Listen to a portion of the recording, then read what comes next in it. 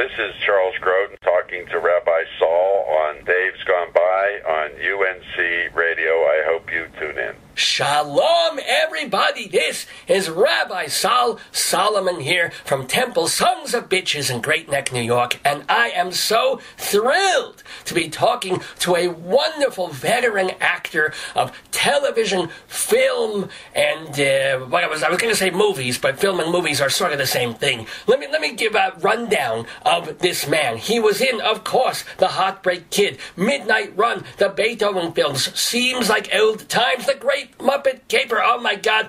In theater, did you know that he was in the original Broadway cast of Same Time Next Year? He also directed the Herb Gardner play Thieves. He's written plays. He had his own talk show on CNBC. You can see him on 60 Minutes. Oh my God, he's written books, for God's sakes. And not only has he won an Emmy Award and a Golden Globe Award, but he was raised Orthodox Jewish, which is the most important thing to me, of course. And I'm talking about the wonderful Charles Grodinsky, a.k.a. Charles Grodin, who is on the phone with us this fine morning. Shalom, Charles! Oh, thank you, Rabbi. Actually, we just had that corrected. I was actually born Charles Grodin, but on Wikipedia it said Charles Grodinsky, which is fine with me. But if I had been born Charles Grodinsky, I would have probably kept the name. Good for you. I was going to castigate you for changing your name. No, I never did. In fact, my assistant recently, I asked her, would you change that because it's not accurate?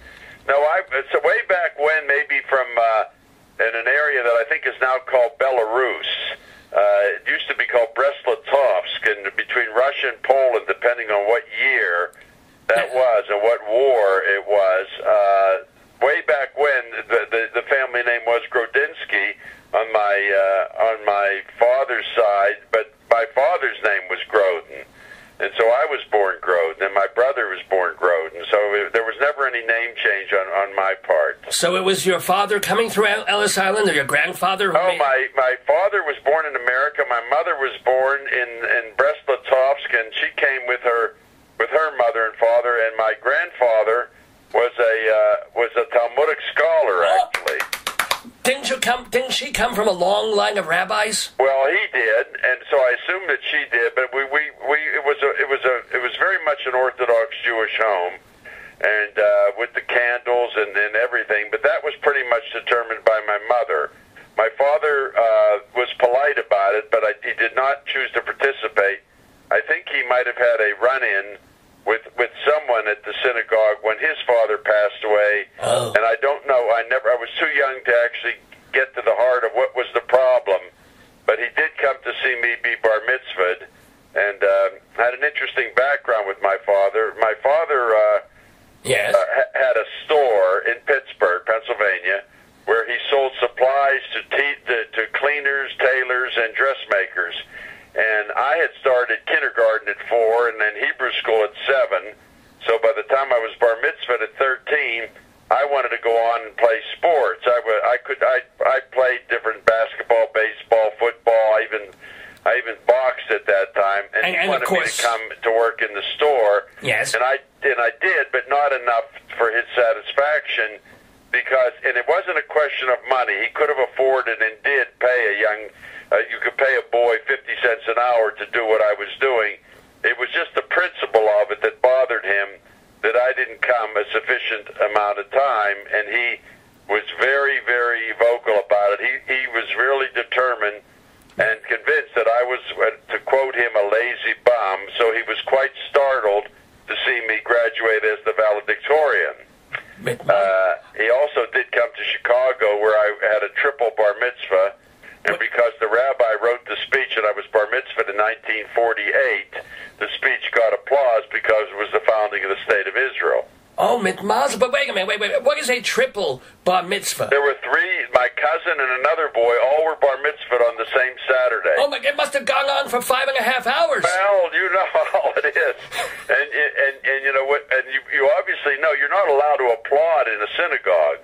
And yet, because the rabbi had written such a brilliant speech, and it was really centered around the founding of the State of Israel, they actually applauded in the synagogue. So my father saw that, and he did live to see me graduate as a valedictorian, which he must have found rather baffling because he never saw me that way. And as a matter of fact, it wasn't that I was such a dedicated student. It's just that I have an unusual retentive memory.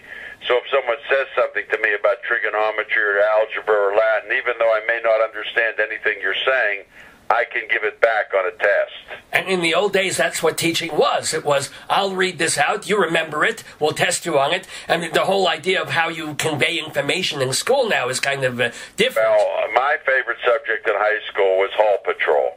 I had a very hard time sitting in an algebra, geometry, trigonometry, chemistry, or Latin class. I just did not know why those courses were being given. In fact, I think they should be optional, and we should spend more time teaching classes about human relations and how to get along with people and how to try to see yourself instead of just being judgmental of other people. I think that is actually a lovely idea. Do you think that your persona was formed well into your adult life of trying to please a father who was usually unpleasable? Well, I don't really know. It's a very hard question for me to answer. I know that I was elected president in class all 4 years I was in high school. So this was all through this period that my father was not happy with me. But I do think that I remember once about the sixth time I had been elected. We had actually elections in those days every 6 months, oddly enough. And about the sixth time I had been elected by a wide margin, I asked what we used to call in those days one of the few Negro girls in the class. Yes. Her name was Joanne Snyder, and I asked her, Joanne, why is this happening? Because I really had no idea. It's not that I'm a modest person. I really had no idea why I was winning by such wide margins. And she said to me at the age of 16, you care about people. Well, as my mother would have said about me, it went in one ear and out the other, because I thought at the age of 16 that everybody cared about people, and it's only as years have gone by that I realized it's very rare. Oh, of course. People care about other people. When you're 16, you care about pimples. You care about learning how to maybe use a condom if you're lucky. You know, it's just not, but I didn't realize that anything unusual was happening. And now, as time has gone by, because for the last 17 or 18 years or so, I've been an advocate for nonviolent inmates.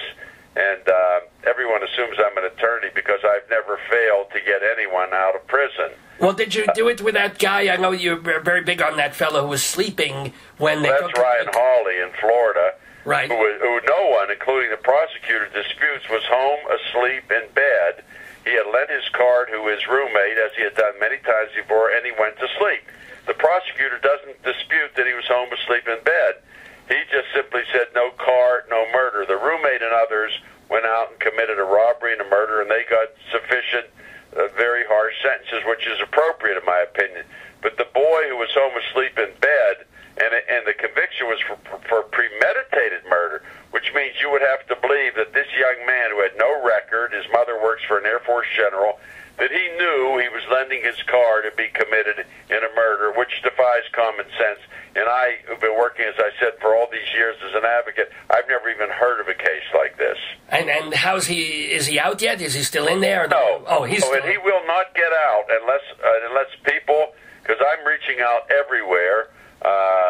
Bill O'Reilly, of all people, I was at a Kennedy event with him, and he asked me what I was doing, and I told him about Ryan Hawley in Florida, and he said if I got him the information, he would call Governor Scott, who's a Republican governor of Florida, and I'm told by Bill O'Reilly's producer, who's a Jewish fellow, by the way, oh, good, that call is going to take place. I mean, it comes from an unlikely source, but you take it where you can get it. So I've reached out to many people because it's very difficult. You know, people have the impression, many elected officials have the feeling, if they ever grant a clemency or a pardon or anything like that, it makes them look like they're soft on crime.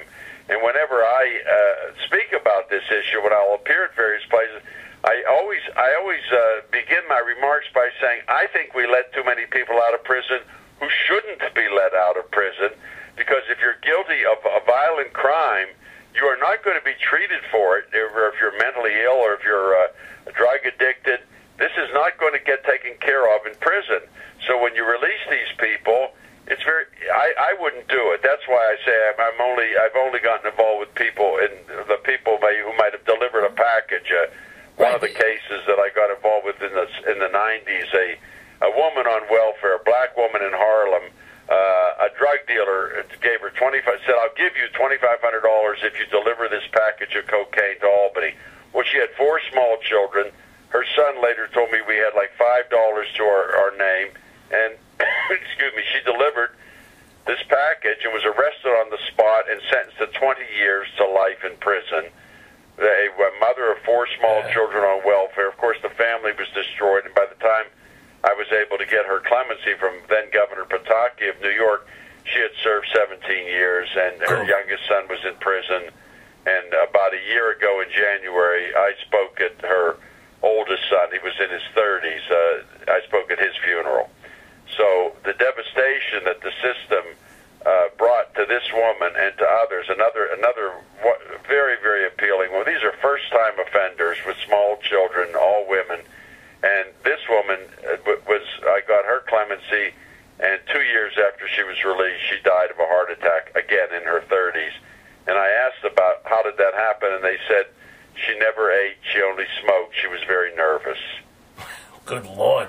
So I always say the justice system is the biggest criminal we have in America because, as you know, we've not only executed people who later DNA showed were not guilty, but we lock people up for long periods of time for very minor nonviolent offenses, and that we represent 5% of the world's population and 25% of the world's prison population. And as I often say, this is not the America that I pledged allegiance to. When you start to read and hear about this stuff, and no country in the law, that law under which Ryan Hawley is serving a life sentence, that's called the felony murder rule. It means if you have anything to do with a felony, that would be, for example, a robbery that leads to a murder, you're as guilty as the person who committed even if murder. you're driving. Well, in this case, the boy was home asleep in bed. Now, no country in the world, every country that has this law has gotten rid of it because of its unintended consequences. And the Canadian Supreme Court said it best when they said a person should be held responsible for their own actions, not the actions of others. Okay, I'm finished with that monologue. Okay, no, it's very good and very fascinating. And I was also going to ask if you had read the Rolling Stone article a week or two ago about the whole third strike rule. There's a big thing about... Well, I have not read it, but I think it's, unless it's a very violent crime, I mean, at the time, I think they've just revamped the law, but I mean, you could shoplift a candy bar and go to prison for life if that was your third conviction. Right, although and that sounds like the Middle Ages to me. Unless, of course, the second thing you did was a violent Well, then crime. You shouldn't have been out in the first place, in my opinion. There you go. That I definitely do agree with Charles Grodin on that. You are, I will say, so well-spoken, and I can see the reason that you had a talk show. No, seriously. I'm a commentator now. I've been for the last 12 years for CBS Network News, and I do commentary, and I do it from home, and I have 2 million listeners every day across the country, and it's a great privilege. Now, do you go through these things like I do when I'm doing my rabbinical reflections, my sermons, where 1 week you'll have 20 different things to talk about, you have so many, you figure you'll have material for a year, and then you go a couple of weeks, and then you're like, oh my God, what am I going to talk about today? Well, you know, your sermons are longer. My commentaries I keep under a minute. As my wife says about me, I'm like a walking commentary. I mean, all I have to do is leave the house for 10 minutes, and I'll see something. It could be a bumper sticker. I haven't written this one yet, but it said, I don't believe, the bumper sticker said, I don't believe the liberal media. Well, the suggestion was this person believed the conservative media. Well, you shouldn't believe anything. You should double-check and think 2, 3, 4 times for yourself, because nobody's 100% right, and people go on television and radio, and they hold forth like it's the gospel, but it is not. Well, isn't it... Let's take the devil's advocate here for a moment. Not that a rabbi would be advocating for the devil, chas v'chalil, but if you were to...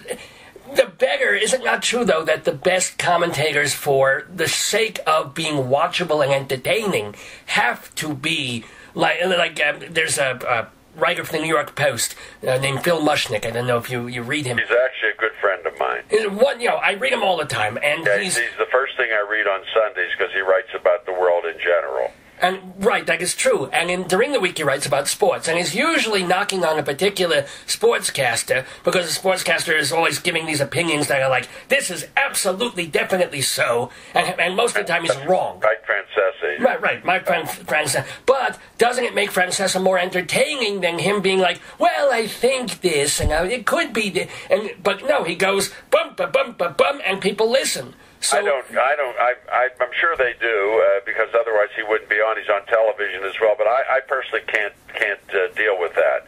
I don't like people to be all knowing because no one is all knowing, and I personally cannot relate to it. I have a hard time. I have to because I do what I do. I do watch the news and read the newspapers, but it's very difficult because they never run out of tragedies. And it's one after the other after the other. And if I wasn't doing what I'm doing, I would be watching comedy because it's too much. It's overwhelming. I mean, here we go with Korea again. I'm in touch with a Korean war veteran who was wounded in the war. His wounds, of course, are getting worse. And now to think we're talking about a Korean war again.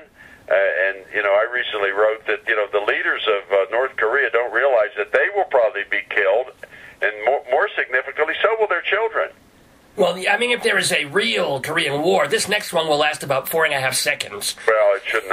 Yes, that's exactly right. Boom, and then... The other thing that I've not liked recently, when they report about this Korean War, this missile threat, it's well into the report where anyone announces these missiles could not reach the United States.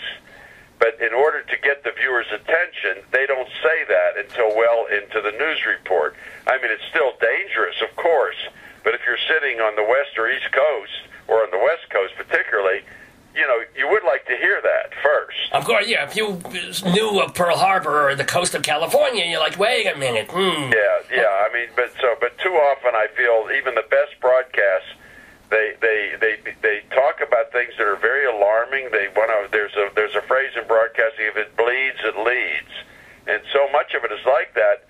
Now, I understand that, but after a certain point, I mean, you're just exhausted by it. It seems like it's just one threat after another, and unfortunately, it's true.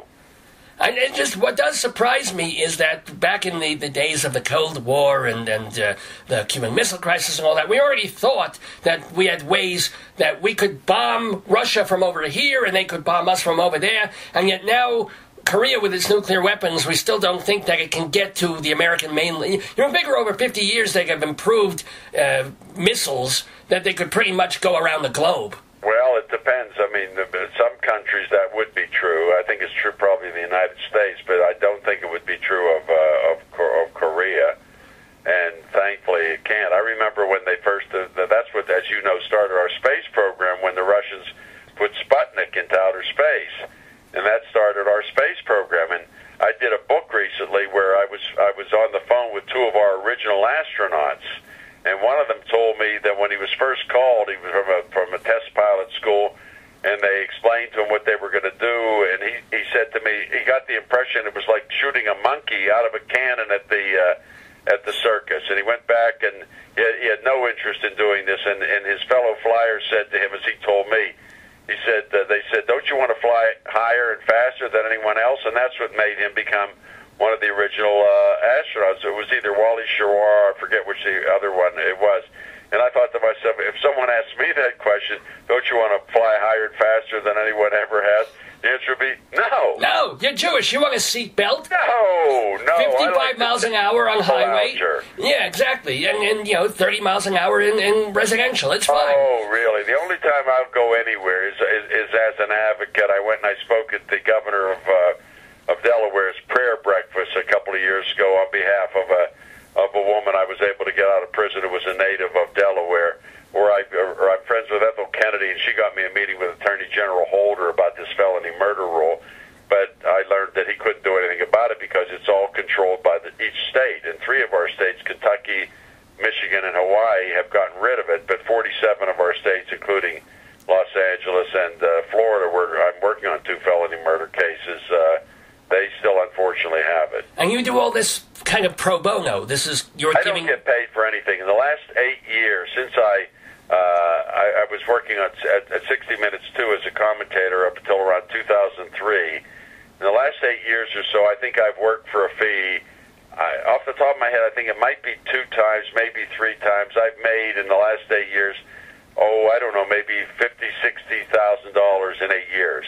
I do everything for charity, and I was having a conversation. I've recently become friendly with the New York Police Commissioner Ray Kelly, and we were talking at lunch, just the two of us, and he's just staring at me. And I said, "Why are you looking at me that way?" He says, "Aren't you aware that most people who people have heard of when they host these charity events, they're paid?" I said, I'm increasingly aware of it. I wouldn't even consider anything like that. Actually, we're doing a fundraiser for Temple Sons of Bitches next month. I see. I know you're very pro-Jewish. I understand that. This would be. Are you? You're not.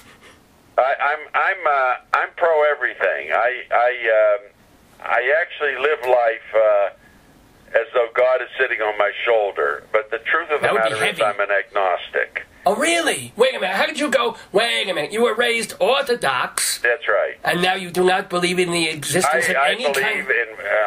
Unfortunately, I believe in what I see in front of me. I'm on the board of a Catholic organization. I'm on the board of a Jewish organization, and I raise money for both. I raise money for one that's called Malta House. They provide housing for unwed mothers because I don't believe in abortion personally. In my case. Well, I don't think you should ever have an abortion, Charles. I think if you get pregnant, you should. Don't intend to have one. Right. I would not participate in anything like that. But at what point? I mean, you don't think even like the day after, boom, like not at all ever? I'm only speaking for myself, Rabbi. I wouldn't tell anyone else how to feel. Fair enough. That's fair. But for myself, I personally would. I would say at inception, I would not have anything to do with that. Well, most women at inception wouldn't have anything to do with me either, so I know the feeling. Oh, well. Thank you so much. Why are you in Colorado? Why am I in Colorado? Because it's beautiful here, and we're painting the shul in Great Neck, and I didn't want the fumes to aggravate my prostate. So But I mean, do you live in Colorado? Part of the time I do. Yes. And the rest of the time you live in Long Island? Great Neck, New York. Beautiful Great Neck, New York. I used to live at Amagansett. Excuse me. Ooh, Amagansett. Whoa. The reason I live in Connecticut is it took too long to get to Amagansett from New York City. Right. Yeah, the railroad takes... And that's why I live in Connecticut. But I also live in New York City. But in 5 years that we've had this apartment in New York City, I've still yet to stay there. I'm there, but I always want to come home to Connecticut. Well, New York is just even. Wife and son sometimes stay in New York. I mean, even you're a very lucky man. You have wealth, you have fame, you have all that. For you, New York is like Woody Allen's New York. But even you realize that New York is crazy and insane and a place to visit but it's leave. Too many people. Yeah, it's too crowded. I for 3 years I drove a cab in New York City. My first job when I came to New York City, I was a night watchman on the Brooklyn waterfront at Todd Shipyards. That's from midnight to 8. It was $1.62 an hour. If you did it during the day, it was $1 an hour. The cab paid about $3 an hour, and eventually I ended up working on the west side of Manhattan in the post office. And one day I showed a fellow working next to me that I was playing a leading role in a television show. And he said, we were stacking TV guides, and he said, he's got the same name you do. And I said, no, that is me. He said, well, if you're playing a lead in a television show, why are you working the post office? That one sentence caused me to quit. So for the next 10 years, I just pursued an acting career, and I made $3,000 a year for the first 10 years.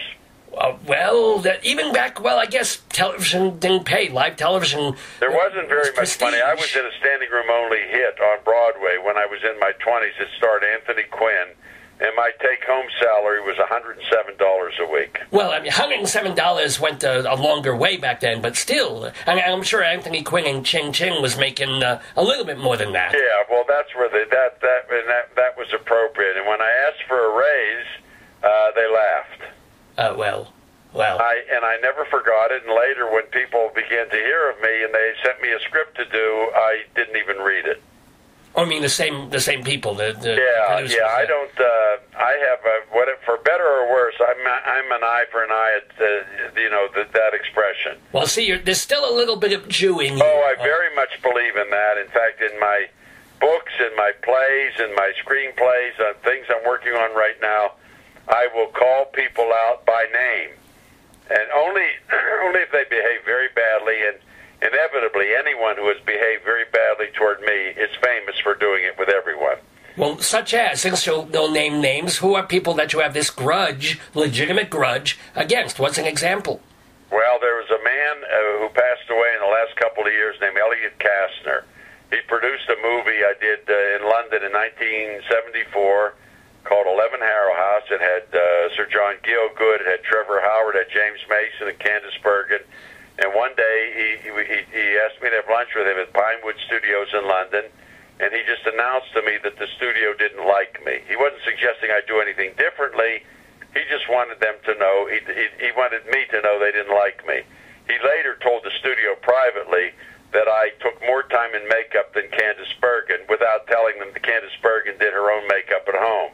Sometimes I don't use any makeup, and no one has ever been kept waiting for me. And when I got back to Hollywood and I spoke to the head of 20th Century Fox, Gordon Stuhlberg, about it, he used the expression, "You were Kastnerized." And I said, "What does that mean?" He says, whenever he thinks a picture's not going to be successful and he's the producer, he tries to make a fall guy out of somebody. And he did that, and I wrote about him in a number of books that I had published, and he told somebody I knew that if he ever saw me, he would kick me in the face. Unfortunately, my friend never asked him, did he ever say anything about you that wasn't true? So I will only go after people who are widely disliked. This man was actually, his obituary in the Times, his own son and former partner did not have the best things to say about him. And he's just one person, but there have been about a dozen. A dozen? Oh, yeah, I would say about a dozen. This is over a period of many, many years. Still, so who's another? Well, we all like hearing a little bit of dirt and gossip. So. Well, there was a very famous producer named Ray Stark. Oh, yeah, well, yeah. And he said to me, the first day I met him, he walked me to the door of his house. His wife was sitting 30 feet away in the living room, and he announced to me that he doesn't like to be photographed because he likes to cheat. You mean on his... I couldn't believe what he was saying. Yeah. And then I later, I'm not really as much involved in show business as you might think I am, but so I don't know a lot of these things, but I'm told he was widely despised by people. But actually, that wasn't something nasty that he did to you. I mean, he announced this unfortunate thing. I thought it was he later did something very... I was doing a movie he was producing, and a woman that was my girlfriend at the time, I never saw anyone treated so badly as he treated her. No, that's And I spoke out about him when they asked to interview me for People magazine, and then he countered. He got a substitute columnist for the famous columnist in New York, Earl Wilson, somebody named Tim Boxer. He got him in to print an item about me, a nasty item about me, which wasn't true. Oh, well. So I have a very long memory.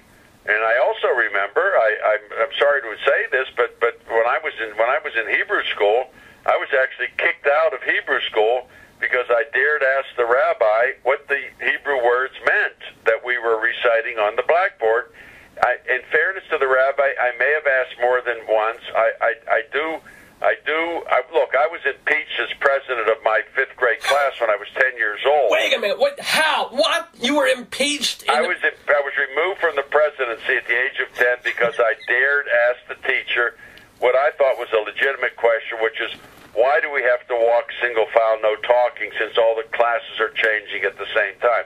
I have been kicked out of a number of things, but I always, looking back, economics class in high school, I would ask for a further explanation of the economic theory. I was an A student, and I thought the others were either too shy or not interested enough that I was sincere in my questions, including what do the Hebrew word. I was never a wise guy. And then when I came to New York and studied acting with the famous teacher Uta Hagen, she had us carrying imaginary suitcases and opening imaginary windows. And I asked, in all sincerity, I asked her what the purpose of that was. Well, she despised me. Oh, boy. And openly was open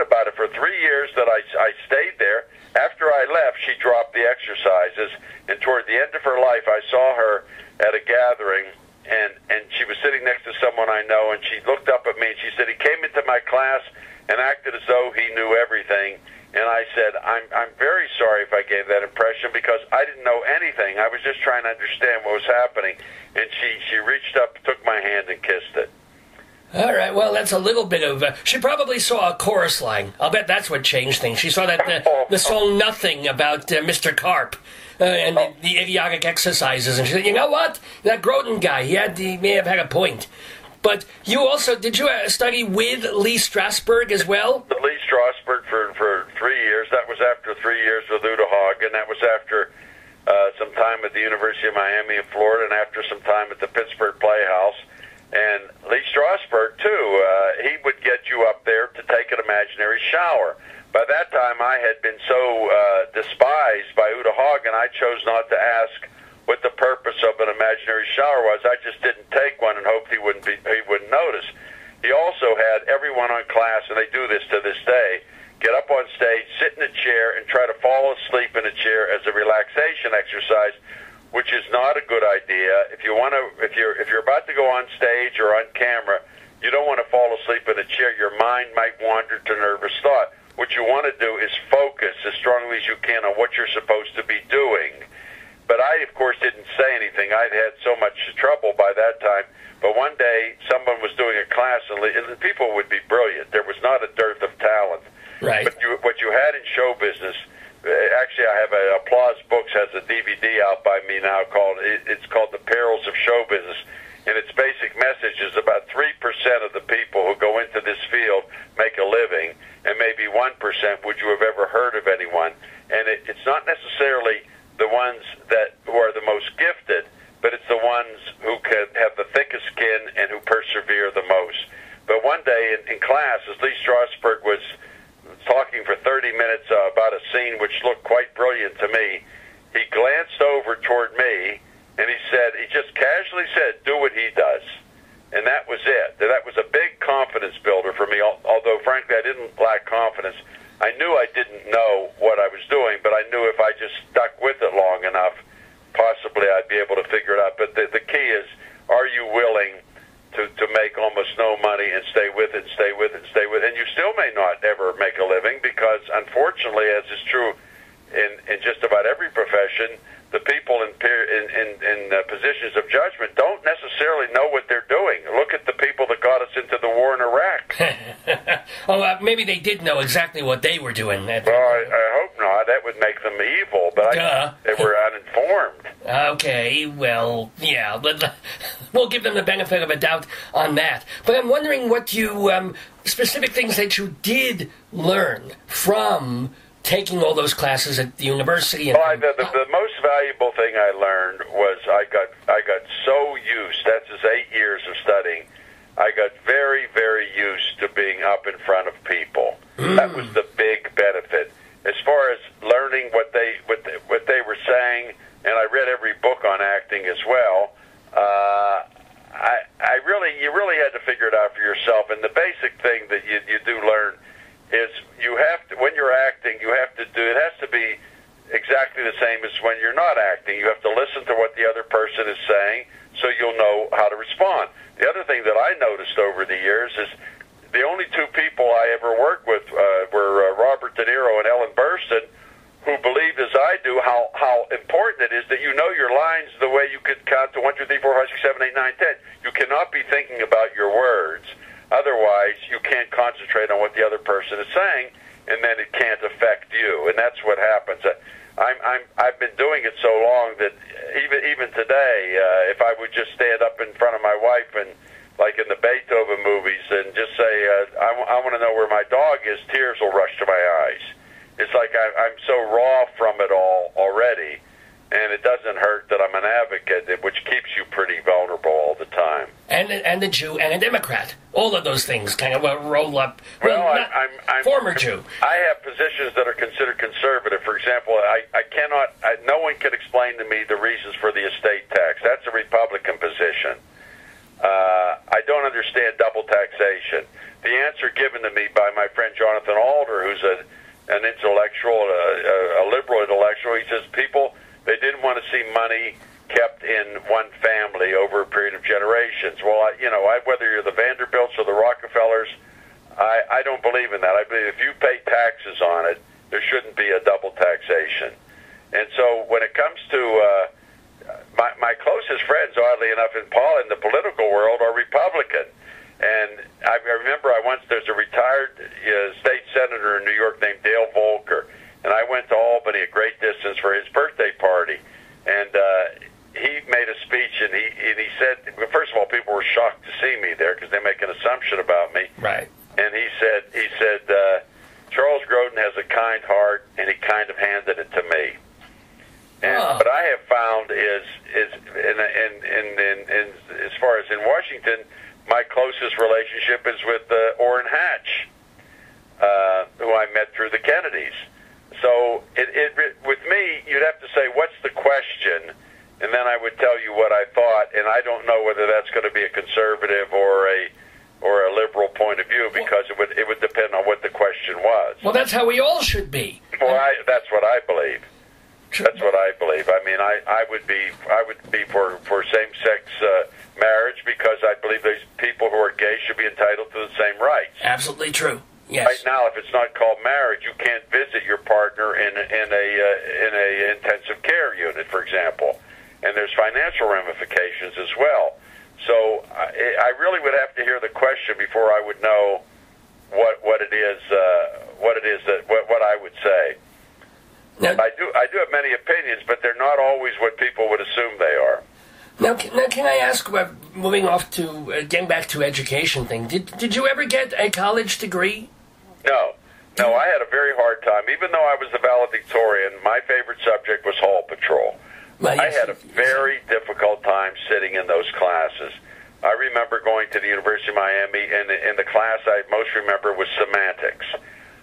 I don't see the reason for it. I don't see the reason to study Latin, algebra, geometry, trigonometry. In fact, I remember when I was in 9th grade in high school, the teacher came along, and it was as though you were in a casino. You were playing casino, and he put your report card face down on your desk, so you have to. And I thought, well, this is the first time I'm gonna. I was an A or B student, and I thought, well, now I'm going to fail because I don't understand anything. And I looked up at my report card, and it was an A, and that's the first time I learned about grading on the curve. Because compared to me, the others had passed out in the aisles already. Well, that's the curving and all that, but so you don't regret not having that. I've been a student my whole life. I've read a lot of things. I married a former critic for the Times of London who went to Dartmouth. Oh. And I study. I've done a lot of reading and studying over the years, and I've just. So no, I don't regret it, because too much of what I was being asked to do, I didn't understand the reason for it. Well, that's most of life, isn't it? Yes, I don't understand it, and I just try to do the best I can. And I have 3 themes I'd like to share with you that run through they're like a mantra with all of my commentaries. The first one is err on the side of caution. You will not hear about me falling off a mountain, because I'm not going to climb a mountain. This is good, yes. The second one is the best way to help yourself is to help others. That's nice, I like that. In my experience. And the third one is, since I have 2 friends locally, who one lost their only daughter, the other lost his only son in accidents, I then say, whenever anything negative happens to me, and I've told them this too, I ask myself, compared to what? Well, that's, yeah. I mean, or the old thing, it could always be worse. The man with... Well, that's right, with losing an arm, there's another guy who lost 2 arms. Well, I mean, a boy came home, this is about 3 years ago, he was on leave from Iraq, he was going to be sent to Afghanistan, there was alcohol involved, and he was killed in a car crash in Westport, Connecticut. And it was the only son of this man who I didn't know the family. I went to the wake, and I saw the 3 sisters, the younger sisters, sobbing uncontrollably by the open casket. And then I became friends with the family, and I not because I could be solace, but I thought being in the movies I could possibly be a distraction. Because if you have somebody you've seen in the movies sitting at your dinner table, it's distracting. It's nice that you admit that. It's sort of nice that you have a celebrity who says, I understand I'm a celebrity. There's something, because I'm sure you have sat at dinner tables with people where you went, even though, you've worked with famous people and you're famous yourself. What's odd about it, in 1962, when Anthony Quinn was the star of the play where I had a featured role, to me, he was this actor in the play. But one day outside the theater, I saw him walking toward the theater, crossing the street, and I thought to myself, look, there's Anthony Quinn. When I was in the theater working with him, he was the actor playing the role. That's I don't know why that is. It's very fortunate. I don't deal with nerves. In fact, when I appear, I'm probably at my most relaxed because I'm appearing.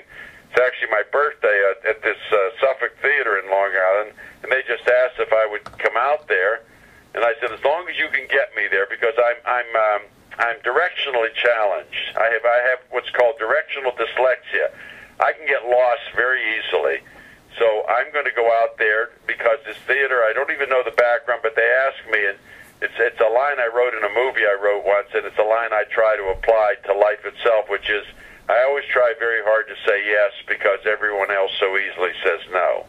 That's very sweet. And by the way, from what I've heard about this theater, the Suffolk Theater in Riverhead, New York, where Charles Grodin will be appearing tomorrow, Sunday, April 21st at 2 o'clock in the afternoon, the theater is refurbished. It had sat as an empty, dead, old movie theater for years and years and years. I didn't know about that, but I do want to say, because we're having on the serious side our conversation, this is going to be an afternoon of comedy.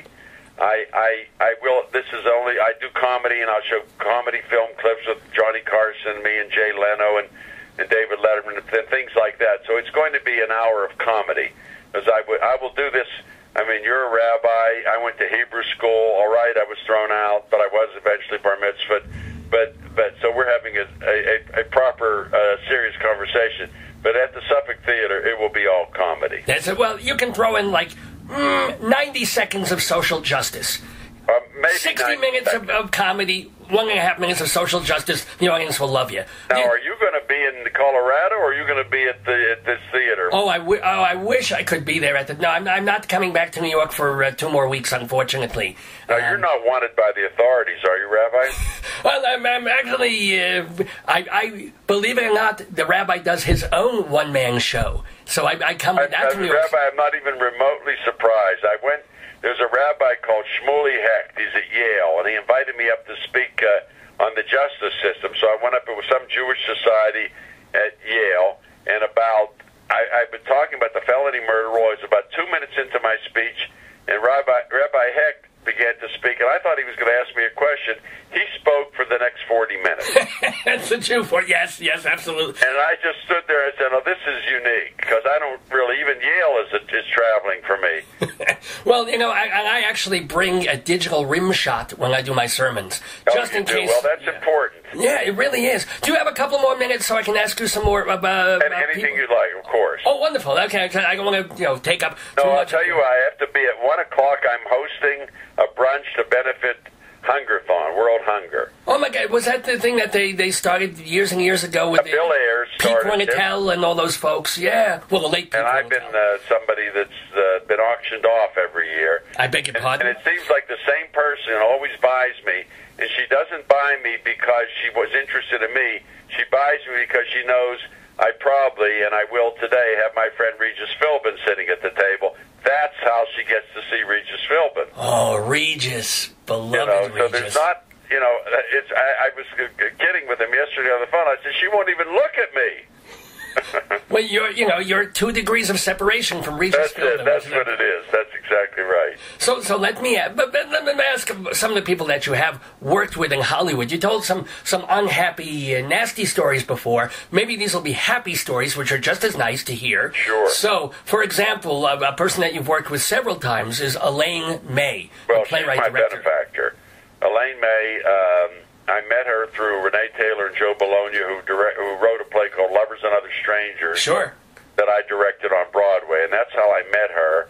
And then at some point, I was directing Renee and Joe in something for PBS, and Joe had been a director of commercials. And the first day of rehearsal, I said, actually be directing this, and I should be playing that part. And he said, well, we did base the role on you, and I climbed into bed. Elaine May saw it, and then she told me that she's being asked to direct movies, and the first time, she's going to deliberately find one to star me in, and that was the Heartbreak Kid. Right. There were a lot of very big-name actors, and I was unknown at the time, and so she has been a real benefactor. In fact, I'm doing a reading of a play that my last play that was done in New York was called The Right Kind of People. It was about a Fifth Avenue co-op board that I served on, and we're doing a reading of it because it's possibly going to be revived at a bigger theater. Ooh. And the producer involved with me told me that she will come in and read one of the roles. So you mean Elaine May will come? Dedicated to me, and I've been dedicated to her. That is so great, and through thick and through thin. I mean, we don't have to bring up the movie. I am bringing up the movie Ishtar, which is better than people thought it was. You know, what's interesting about this? My daughter is a headlining stand-up comedian, and I don't think the problem with Ishtar is people don't realize that particularly if you go to open mic night, which means that anyone can get up, you will see people very similar to what Dustin and Warren played in that movie. Oh, absolutely. It's not this far-fetched story because they didn't. I think it was too hip for the room because when they're making up these songs, a cup of coffee, half a cup of coffee, boy, when you're hot, you're hot. They don't understand that there are people over the place of that level of talent who are very excited about their talent. People like me, as a matter of fact. And in fact, I remember one line. I'm sitting there on stage, just being terrible. We shot this in Morocco, in Marrakesh, and I'm sitting with somebody from a record executive. I was a CIA agent, and without even looking at them as they're performing, I just look at the stage. I say, "That's the single."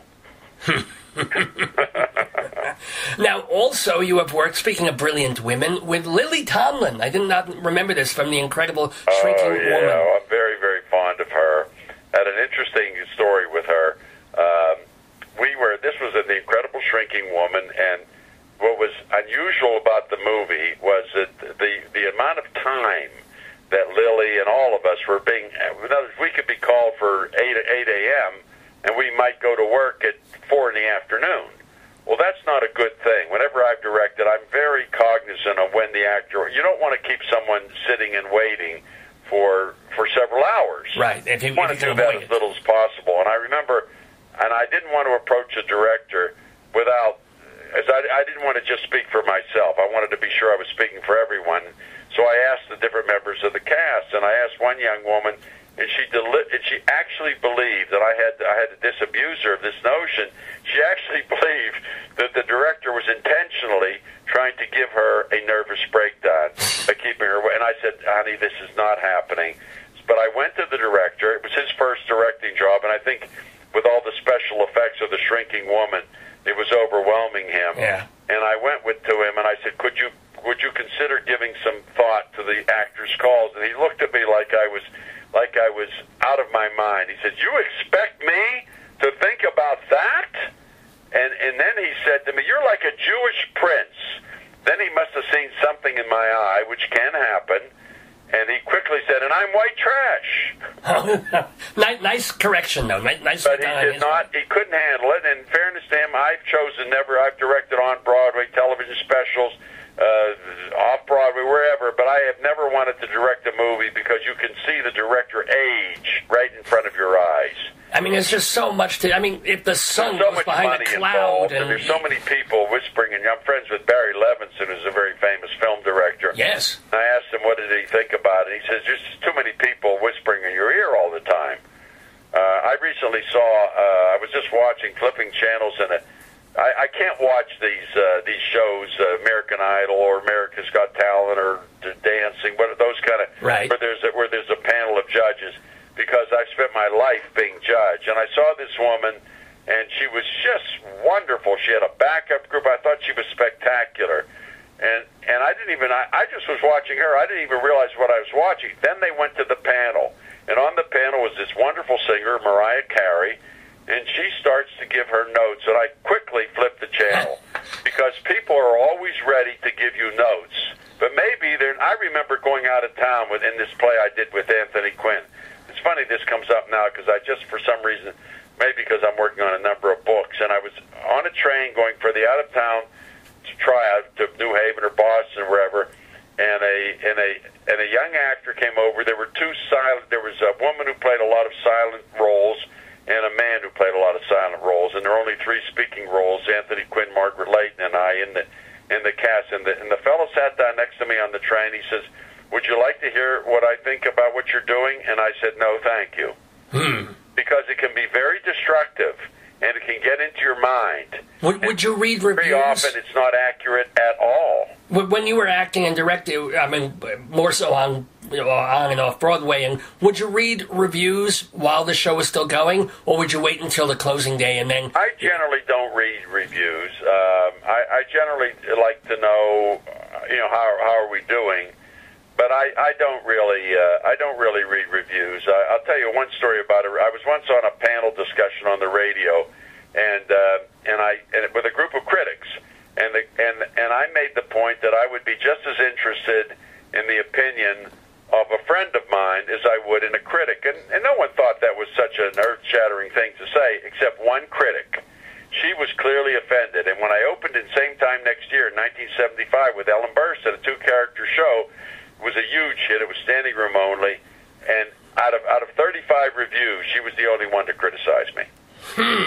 So it can get so personal. That wasn't Edith Oliver, was it? No, it was not. Okay, just check. It can get very, very personal. In fact, in 1974, a critic who I think was reached by this Elliot Kastner character, he gave a blistering review of this movie, 11 Harrow House, which I wrote as well as played the leading role in. And his last line of the review was, "It would be sad to think an acting career lay ahead." And the next year, I won a Best Actor award on Broadway. So I'm not. I pretty much go with what I believe, and one of the key things is people underestimate how hard you have to work, and they underestimate how you must persevere, because too often people are there who really don't know what they're talking about.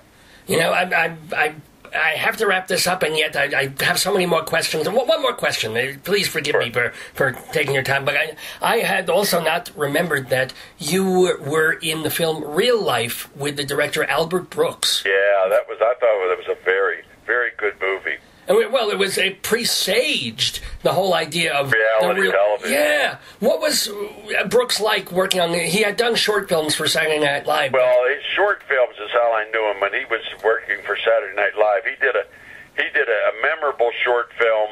He did a number, but I'll tell you the one that I think you might enjoy, or your audience might enjoy the most. He had, as though you were watching C-SPAN, it was the state of Israel going to trade geographical places with the state of Georgia, and everybody was there, and it was like you were really looking at this thing. And the representative of the state of Israel stood up, and he says, "I only hope we get along better with our friends in Mississippi than we do with our friends in Egypt." And I was an Albert Brooks sucker from that. In fact, recently I was watching him in a movie called The Scout, where he's very, very funny, very, very gifted. Oh, yeah, absolutely. But do you have any memories of working with him on his first full-length film? His method, what he did, any anecdotes? I have one anecdote, and it doesn't favor him, but it's true. Okay. There's a scene in the movie where, because of all the cameras around, with the Ettenhours they're called, where the cameramen are wearing the cameras on their head. Right, yes. And there's so many cameras around that I give, and I'm playing a what do you call it? An animal doctor is called a what? A veterinarian. Veterinarian, right? Yeah. And I get, because I'm so distracted, I give anesthesia to the horse twice, and the horse dies on the table. And the question he asked me at the time was, where do you think we should shoot the next scene, which would be me asking him to please don't include that in the documentary that he's making within the movie, because I've never killed an animal that size, and it certainly is going to hurt my practice. He said, where did I think we should shoot it? Because I had directed a lot, and he asked me.